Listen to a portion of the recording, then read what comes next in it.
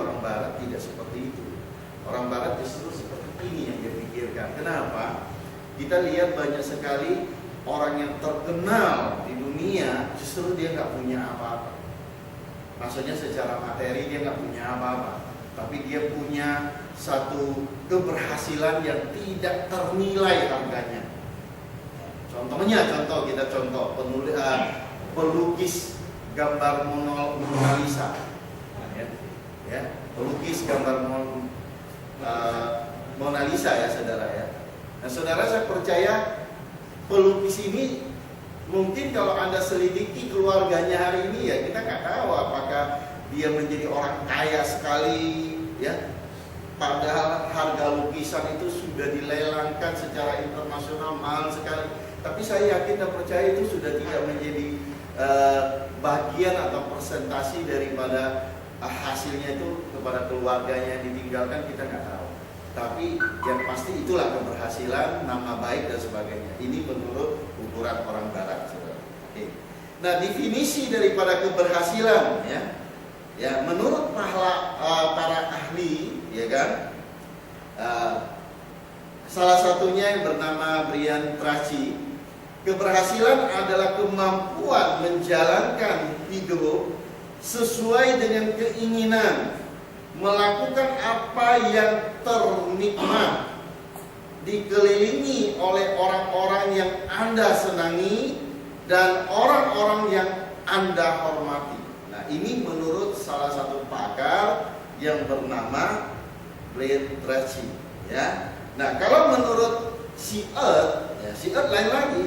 Keberhasilan katanya adalah relasi, ya, realisasi progresif daripada ideal Anda yang bernilai. Nah, ini menurut orang kedua. Nah, yang ketiga, keberhasilan menurut si Ziglar ya. Dia katakan keberhasilan adalah mendapatkan banyak hal yang dapat dibeli dengan uang dan yang tidak dapat dibeli dengan uang. Misalnya dapat membeli kasur, tetapi dapatkah membeli tidurnya? Anda mengerti maksudnya? Ada orang bisa membeli kasur tapi tidak bisa membeli tidurnya. Maksudnya Anda bisa beli barang yang sangat mahal tapi Anda sendiri tidak bisa nikmati. Nah, jadi yang menurut yang ketiga ini, kalau Anda berhasil adalah Anda memiliki yang Anda juga bisa nikmati. Misalnya Anda punya mobil yang terbaik atau yang bagus lah. Misalnya kita contoh, tidak usah yang terlalu bagus, Jaguar aja ya. Jaguar, saya di Jakarta dijemput oleh seorang yang suruh saya pelayanan. Dia bawa mobil Jaguar yang tidak pernah dia jemput orang lain kecuali dia jemput saya waktu itu. Dia bilang, Pak, saya ini mobil Jaguar ini jarang saya pakai dan saya belum pernah jemput tamu. Hanya hari ini pertama kali jemput Bapak. Dia bilang, wah, luar biasa sekali, saudara. Saya menjadi tersanjung karena dijemput dengan mobil Jaguar itu ya, saudara. Nah, misalnya kita beli mobil seperti itu, tapi apakah kita juga bisa menikmati? Atau kita hanya beli mobil banyak menjadi pajangan, saudara? Saudara, ini contoh lagi, anak saya kan magang kerja di salah satu kantor notaris yang cukup terkenal di Jakarta. Nah, menurutnya ibu notaris yang kerja di tempat dia itu mobilnya itu di rumah itu ada 10 sampai 20 mobil hanya untuk pajangan, saudara. Hobi mobil ini dia beli, mobil ini dibeli, tapi dia sendiri tidak bisa nikmati. Kenapa? Dia nggak bisa nyetir, saudara. Jadi mobilnya dia pikir-pikir hari ini kalau diundang siapa gitu, dia pengen duduk ya, dia suruh sopir yang datang untuk bawa mobilnya, saudara. Bahkan kadang-kadang Jakarta sering banjir pun dia terpaksa mobil yang dia suka itu harus tinggal di tepi jalan atau di mana, dia harus naik taksi pulang, saudara. Nah, saudara yang dikasihi Tuhan, jadi yang ketiga menurut si Ziglar, bahwa sesuatu yang kita dapat beli mesti kita dapat juga menikmati, itu baru dihitung berhasil. Nah, fondasi yang rapuh. Nah, keberhasilan secara dunia tidak ada jaminan. Nah, sehebat apapun ekonomi, pertahanannya semuanya sewaktu-waktu akan terjadi goncangan. Contohnya saudara, negara ASEAN sempat terjadi krisis ekonomi, Uni Soviet terjadi krisis pemerintahan, Jepang terjadi krisis ekonomi, Amerika yang dikatakan negara raksasa juga terjadi krisis ekonomi, Thailand apalagi saudara, Indonesia krisis kepercayaan dan lain-lain. Nah, saudara,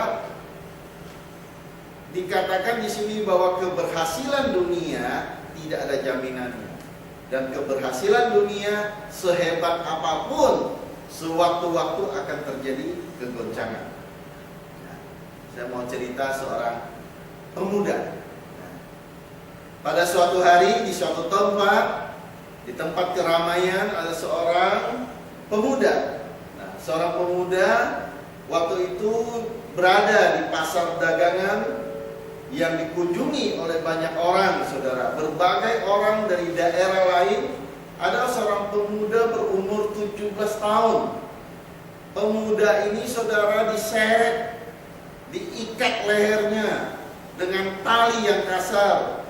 Dia mau dijual menjadi seorang budak dan dipukul, didorong, pakaiannya sobek, saudara. Bahkan saudara, untuk menutupi aurat saudara, itu tidak cukup kainnya karena disobek-sobek, saudara, ya.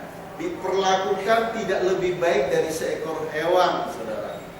Nah, saudara yang dikasihi oleh Tuhan, pemuda ini, saudara, tidak bisa melepaskan dirinya, saudara, karena dia tidak berdaya, karena dia diikat kedua tangannya, saudara.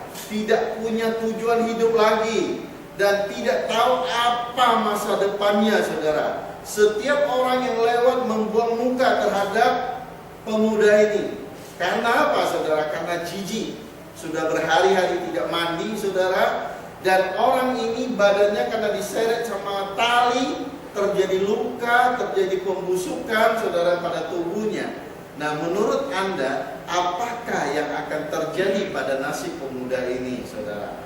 Apakah anak muda ini, saudara, bisa diramal menjadi seorang yang berhasil? Ya, saudara, saya yakin tidak usah diramal pun, saudara, setiap orang dapat menebak nasib dari pemuda ini, betul nggak? Kira-kira kalau Chinese bilang apa? 没有前途的年轻人, ya kan? Nah, ini menurut kejadian realita. Pak Budi sudah baca nih kisah ya? Ya, sudah baca ya. Nah, tapi pandangan Tuhan lain, saudara. Amin. Nah, manusia memandang apa yang kelihatan oleh matanya, dan manusia menilai apa yang sedang terjadi, ya, dan apa yang dihitung dan apa yang diprediksikan memungkinkan, atau manusia juga berasumsi kepada ke arah negatif. Itu manusia, saudara. Namun Tuhan mengatakan dengan bahasanya sendiri. Tuhan menyebut pemuda ini sebagai seorang yang berhasil, saudara. Artinya, saudara, arti nama Yusuf, saudara.